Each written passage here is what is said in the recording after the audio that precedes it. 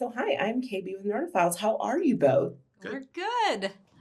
Oh my gosh, I am obsessed with this show. Now, I will say I've only seen the first seven, so I still have three left. So I'm do not spoil it for me Okay, because sounds good.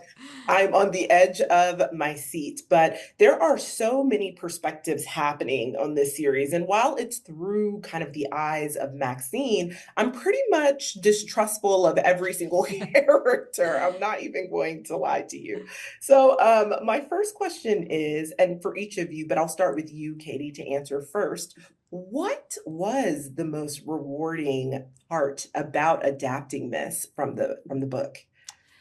Well, the most rewarding part is, as someone who's been doing this a long time and developing series, is when you read a book and you see the seedlings of an idea. And Juliet wrote a really wonderful book. It was seeing it, seeing the themes and being hopeful. And then I gave the book to my friends, Laura Dern and Jamie Lemons, and said, "Do you see something here too?" And they did. And then in being introduced to Tate, and then Tate introducing us to Abe, and Abe being able to take these seedlings and then make all of the interesting choices, because a book is a book, and adaptations and going into a series, that's very challenging. And it was just really wonderful to see all of this come to fruition, because it doesn't always happen that way. You can read a lot of really great books that just don't lend themselves. So that was really rewarding. What about for you, Abe? What's been the most rewarding part about kind of seeing it come to life in this version, in this adaptation? Well, I just think it was a world of possibility and imagination. That with each new element that joined our little circus, um, it opened up new creative avenues for story and emotion. And um, you know, like Katie said, we sort of started with this nugget, an idea of this iconoclastic woman, and let our imaginations run wild from there. I keep saying I want my scripts to be fed to the chat, the GPT chat box, and I wanted to break the algorithm. Whatever algorithm they thought that they whatever code that computer thought it cracked, I want to crack that. Ooh, okay. Well, I love it. I mean, you're well on your way based on the seven that I saw. So I have to ask, whose character arc was the most challenging to flesh out for this season? Because I find that like each of them have so many different things going on. And obviously, like I said, I trust no one, literally no one at this point. And you don't really know what's true and what's not because everyone has on a facade. So yeah, which character arc was kind of the most challenging? And I'll start with you this time, Abe. Oh gosh, well, I think they all presented challenges, but more opportunity. I think the person who had the greatest challenge and opportunity, though, is probably Carol. Carol Burnett's, in a coma, and yet in the first few episodes, and yet she's so fully present in those scenes, and she might just be laying there, but she is a full scene partner to anybody who she's interacting with in those scenes, and that's just the magic of Carol.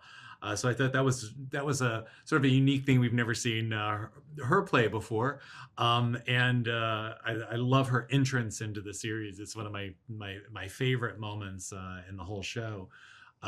Maybe that springs to mind, but I think more than anything, I would not say any of them were particularly challenging as much as the challenge was to make the most of every opportunity we had to sparkle and shine.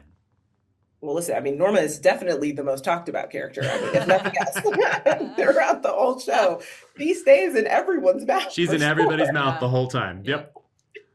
And what about for you, Katie? Who did you find, or maybe I should just say, like, which character arc do you identify most with then? Since, Abe said there are no challenges but opportunities. Yeah, I think, gosh, I will say in a roundabout way, seeing Kristen embody Maxine, and as you go through it, the level of optimism and just believing in love and believing in her place, and to see Kristen as an actor while the world is coming down around her, and as it, no spoilers, but as it sort of escalates, it's a masterclass in her embodying that character and not showing any sort of faults in that until she does.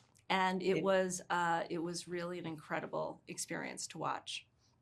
I mean, you have to give it to Maxine though. Things do tend to work out for her. You know, I mean, that optimism that she has does Yeah. work because some sort of way something comes out of the sky at the last moment. And Yeah. then it's like, oh, okay. Yeah. So I appreciate that about her for sure. But listen, I can't wait to finish this series. I can't wait for audiences to see it because it is definitely a wild ride and the performances are spectacular. Listen, this show has got me hooked, but Okay, girl.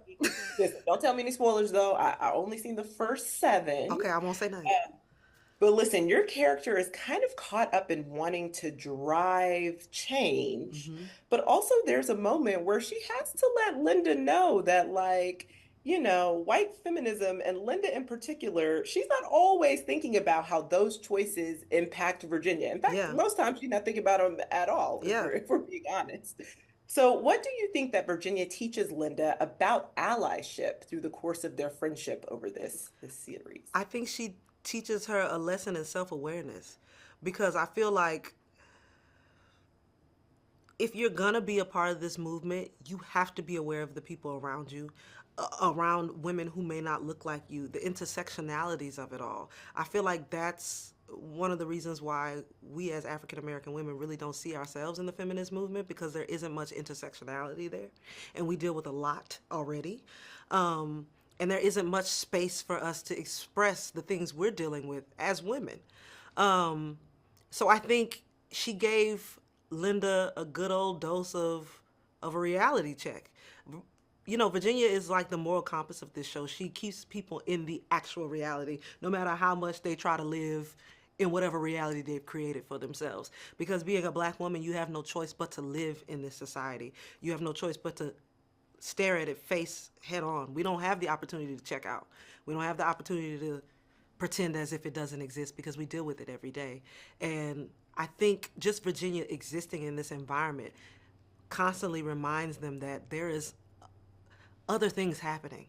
There are people living lives that are affected by your choices and the world that you have created for us. And I think that's something that she brought to Linda's attention that she may not have been paying attention to because of the way she was raised. And you know what? Let me just say this. Of course, I still have 3 more episodes to go, but I do hope, I do hope that Virginia is no longer picking up the pieces of Linda's life. I'm like, Linda, girl, if you don't just do this yourself, Okay, you got the money and the access. I don't know what's hello. going on. Come on, girl. You have everything you You need. The do. tools are there. Yes. So, my next question is, you know, how has stepping into Virginia, who is, in my opinion, like you said, she's a moral compass, but she's such a powerful woman. How has stepping into Virginia kind of expanded your craft as an artist? I think for me, it has allowed me to be more empathetic as a human, as a black woman. I feel like we deal with so much every day, just being in these bodies and in this skin, that it's really hard for us sometimes to hold space for people who don't look like us, because the world has put us at the bottom of the totem pole for so long, and it has been interesting to find empathy in situations that don't really have much, you know. So it has taught me a lot about holding space for people, others, and having compassion and really listening to other experiences because we live in a world where all of these things actually do exist. It's just that sometimes we just don't have the mental capacity for it. And I think I'm like trying to find the mental capacity to hold space for situations that may be different or a little bit incongruent to mine. Yeah, just trying to keep it all in balance, Yeah, you know, while also not forgetting yourself right. in the process. Yeah, Yeah. Oh man, I love it. Well, you know what? I think that you have done a fantabulous, I may have that word, I love job it. as Virginia. And I am looking forward to seeing these final episodes, and I really cannot wait for audiences to see Palm Royal because baby, it's a wild ride. It is. It's a ride, so buckle up. Well, Thank you so much for chatting with Nerdophiles. Really appreciate it. Thank you so much.